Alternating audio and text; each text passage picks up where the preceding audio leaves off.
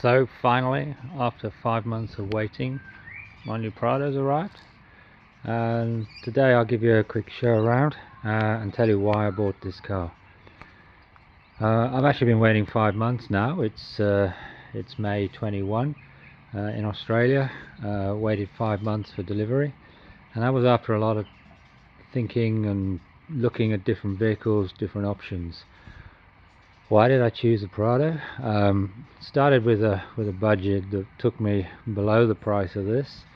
Started to look at the traditionals, the Mitsubishi Pajero Sport, even the Pajero, standard Pajero, Fortuner. Why these vehicles? Because I wanted 7 seats. I have kids and they have friends. I need 7 seats, so choosing a vehicle is a very personal thing about what you need. I needed 7 seats, and I needed to go off-road, or want to go off-road with the family. So it's got to be an everyday vehicle during the week. It's got to go to work, it's got to take the kids to school, but it's got to be able to go off-road, and serious off-road, when we choose to go on holiday. So Pajero Sport, I drove. I enjoyed driving it. It's a lovely car. I drove the standard Pajero and the Fortuner, and then I drove one of these. Now I drove a version that was 2 years old first, and that was okay. And then I got in a new one, in the new one that came into Australia in 21, late 20, sorry, with a more powerful engine, and I have to say it was a noticeable difference.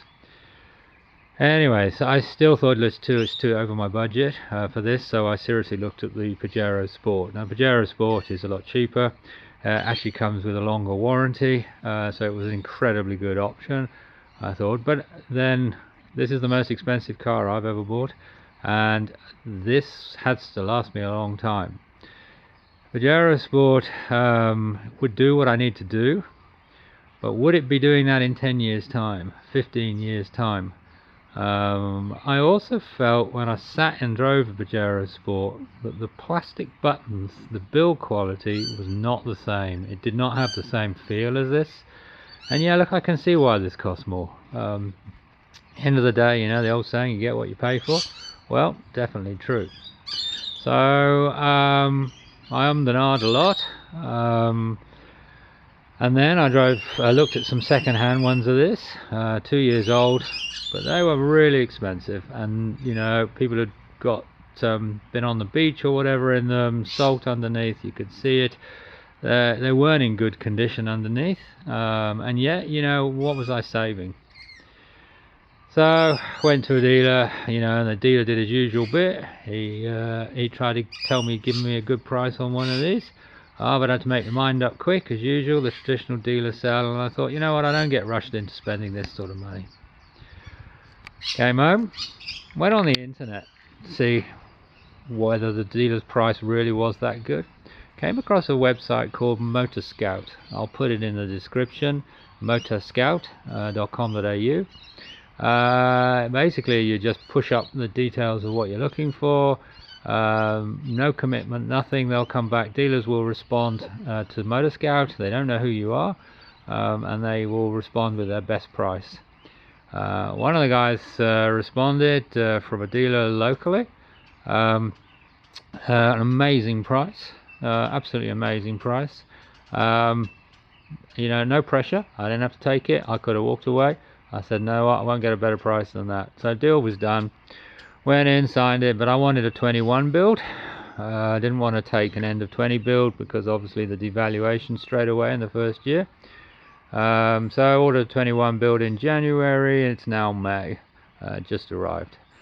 Happy to wait, no hurry. I think, if you're like me, spending this much money, probably the only really expensive car in your life, then you'll wait for it. I waited, turned up this week, fantastic. I have to say, I'm really enjoying it. So what do I like and don't like in the first week? What's not quite what I expected? So as you can see, I ordered it with the Snorkel.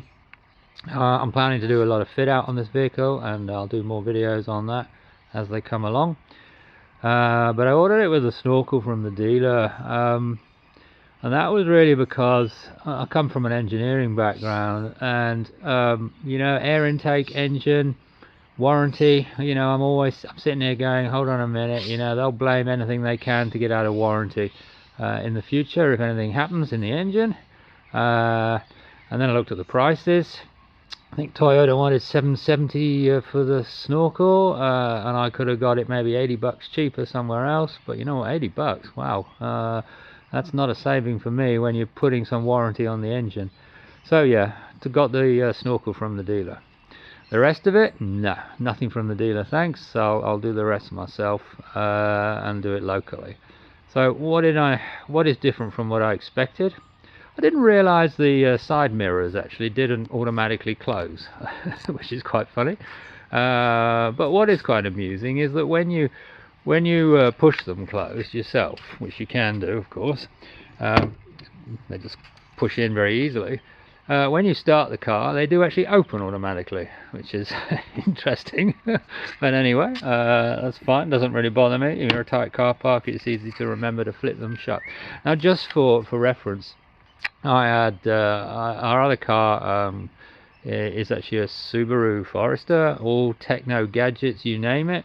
Not actually my car, it's a company car. So, but really, as a comparison, stepping from that into this is quite a good comparison in terms of technology that's now available.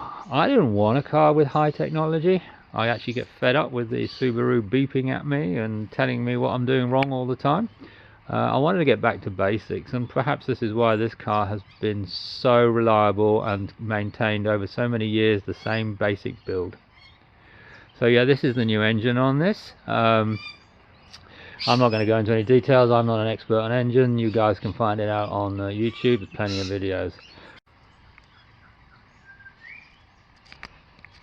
So from the back, the only other thing that surprised me, or I wasn't really aware of, was all the flexibility with the seats, the rear seats, a bit more than I actually thought about. Obviously you've got the cover here which gets in the way at the moment, but you can actually fold down the middle section. There's a little thing here, then you can actually fold the middle section down, which is quite useful for putting long things straight through in the back. And then each of the side seats, so with the two kids in the back, they can slide their seats into different positions. And I have to say, if it's right back, there's far too much space for them. So I'll put the seats in the middle position at the moment. And you can see I've got a rubber mat down here that I purchased off eBay to cover the back, because when we go to the beach I don't want to get sand down the bottom. But there's already a gap here because the seats aren't fully back, which gives me a bit more room in the back. Yeah, I know stuff's going to fall down there, but whatever. But it certainly means that the kids can slide the seats forward and back, and kids have also been sitting in the third row of seats, which are folded down at the moment. They love it, they have a lot of fun in there. Because with the middle row certainly in pushed slightly forward, there's a lot of room for them in the back. I'm actually quite impressed. So look, adults, different story. Certainly I wouldn't want to be driving with 7 adults in this car, but then probably very few cars I want to travel with 7 adults. As I said, I bought myself a mat for the back, really cheap off eBay. I think probably 60 something bucks. Made for this car. Yeah, look, you know what, it does the job. Keeps the sand from going down in and the shit going underneath, and at that price, yeah, I'm sure it'll last long enough. So the other stuff, which is as I expected, you've got obviously the AC outlet here. I will put in fridge outlets in the back. I'll do another video on that later. Rear seat belts tucked away quite nicely here. And then on this side we've got the quite a big storage compartment there. Sorry, the sun's coming on the camera. Anyway, storage there, and underneath you've got jack underneath there. I went for the rear tyre option, and the reason I went for the rear tyre option is I want the extra tank, of course. So if you're going to go off-road, you need the extra tank. So 150 litre tank. So that's there. Tow bar is also coming up in a few weeks. So I'm going to do another video on taking that horrible piece of plastic off that cover. That's the last thing you want when you're in the middle of nowhere and trying to get the wheel off the back. And also I want to get rid of some weight, so I don't need that. I'm also going to do a roof rack, and I'll do another video on the roof rack. Very impressed by the wheels, suspension, running boards, really fantastic as standard. Again, one of the reasons why I didn't go with the GX, because it doesn't come with running boards and it doesn't come with roof rails, although actually I'm going to take the roof rails off as well. But certainly it doesn't come with the running boards, and as I said, it doesn't come with the diff lock. And then at the front, it's got the radar control. So inside, I'm told it's inside the somewhere in here, somewhere in the thingy bob, whatever you call it, logo badge. And I do like the fact that if you can see how far the radiator is back from the front, it's an awful long way back from the front. There's a massive gap there, although I've got a bar going on in a few weeks time. Again, I'll show you once that's done. I'm not doing that myself, thank you very much. Halogen headlights, which are awesome. The auto headlight thing was a bit funny, I have to say, and I was a bit surprised at that. So when I say a bit funny, it's got auto high beam, so you put it on a high beam and have the switch on, and I'll actually show you where that switch is.